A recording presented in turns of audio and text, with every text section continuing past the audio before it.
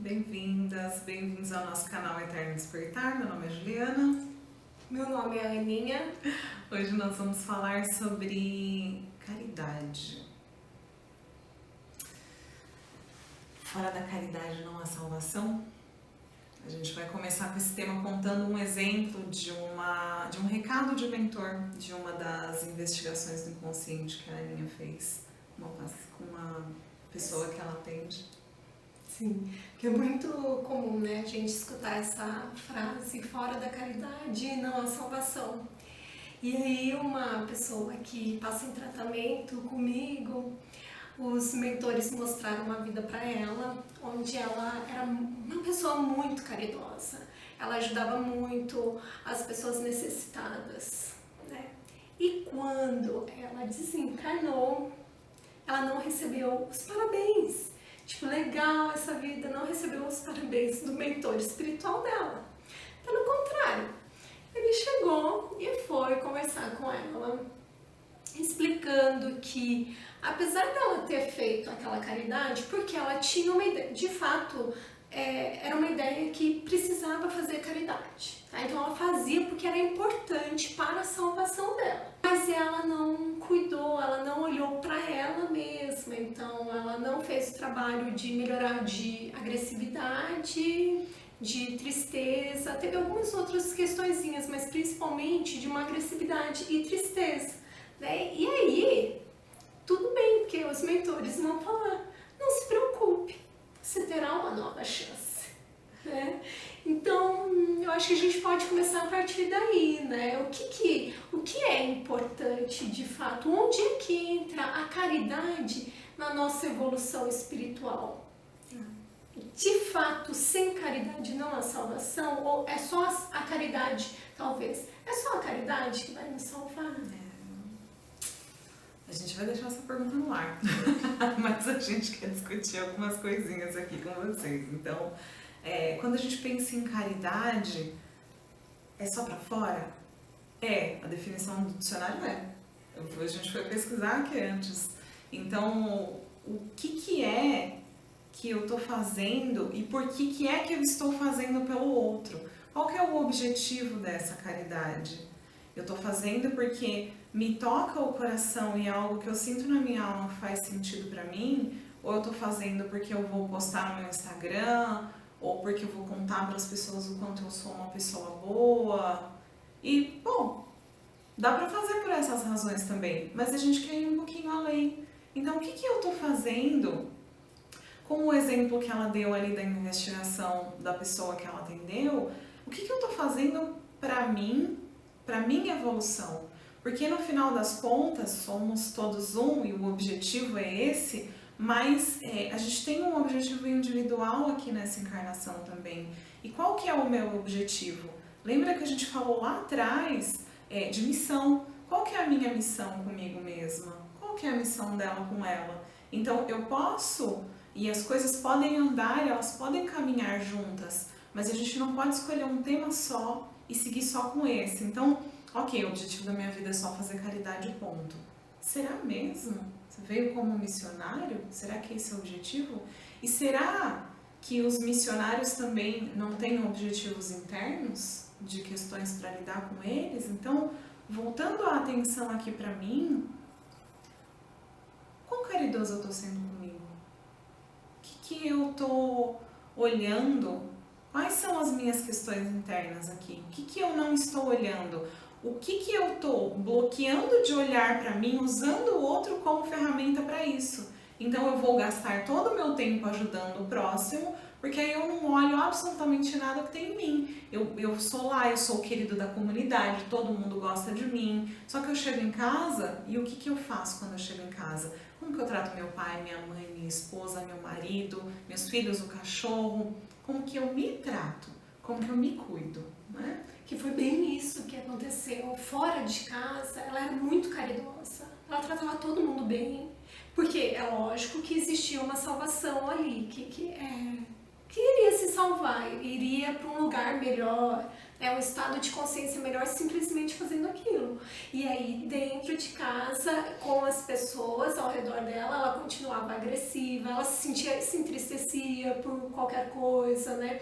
Então, como que a gente fala na ilusão do rótulo das cascas, né? Às vezes a gente veste ali aquela casca de eu, a Aninha caridosa aqui, que ajuda a minha comunidade, que em São Paulo tem muitos moradores de rua, então vou ali dar comida, eu sou a benevolente naquele momento, iluminada, né? E chego em casa, eu tô numa outra casca, a Aninha autoritária, crítica, que não compreende ninguém e nem quer ajudar ninguém, porque às vezes dentro da nossa família, muitas vezes alguém precisando de alguma caridade, a gente não consegue nem olhar para essa pessoa porque ela me aperta o calo ali, né? Eu não quero olhar para isso, né? Então a importância da gente trazer como um estado, a caridade como um estado de consciência natural. Que bom seria se eu consigo evoluir, fazer o meu movimento interno da minha evolução espiritual, estar conectada cada vez mais com a minha essência, com as minhas qualidades e virtudes. E a partir disso transborda de mim um querer ajudar ao próximo também, porque eu me ajudo. Sim. Como é importante isso, assim, não que, uma coisa que também a gente fala que, não, minha prioridade é comigo mesmo e foda-se todo mundo, cada um tá ali naquele lugar porque tem o karma, quis nascer, por algum motivo ele precisa daquilo ali, então eu não vou fazer nada. Será também que é assim? A pessoa tem o karma dela e ela está lidando com a consequência das escolhas, mas isso não quer dizer que a gente não pode contribuir. E teve uma coisa que você falou que foi muito importante, assim, da ilusão do rótulo das cascas, que é quando a gente cria uma imagem de si, eu crio essa imagem, eu crio um bloqueio sobre essa imagem. Então, a imagem que eu criei é da pessoa benevolente que ajuda a comunidade. Se eu criei essa imagem, eu preciso sustentar essa imagem, não tem espaço para eu olhar para mim, para perceber quais são as minhas desarmonias e o que eu preciso trabalhar, e o que eu posso trabalhar, e o que eu posso melhorar em mim. Não tem espaço. Porque se eu admitir que eu tenho falhas, que eu tenho dificuldades, toda aquela criação, toda aquela imagem que eu coloquei para o outro, ela vai ruir. E aí as pessoas não vão prezar mais de mim. Eu não vou ser mais tão importante para a comunidade, porque eu sou falha. Então eu vou passar uma vida inteira sem olhar para mim. Interessante. Bem esse pilar, o nome dele, né, da PR, ilusão do rótulo das cascas. É uma ilusão mesmo. E muitas vezes uma armadilha, né? A gente cai naquela armadilha, vive aquilo ali como se estivesse tudo perfeito. Então, eu penso assim, que a partir do momento que eu estou fazendo o meu trabalho de evolução espiritual, de olhar para mim e passinho por passinho ir me melhorando, naturalmente vai surgir uma vontade de auxiliar, de fazer uma caridade genuinamente, sem precisar me aparecer. Né? Eu estava até escutando um vídeo, um áudio do YouTube esses dias que o cara ele deu uma sugestão para a pessoa. Tenta fazer uma caridade e pedir que não saia o nome da sua empresa. Será que você vai querer fazer essa caridade mesmo? E muitas empresas também, eu achei interessante ele falar, muitas empresas às vezes fazem uma caridade, mas pede, olha, divulga o meu nome aí. Uhum. Sim, que, né? Porque é uma troca, né? Eu tô te dando, você tá me dando em troca.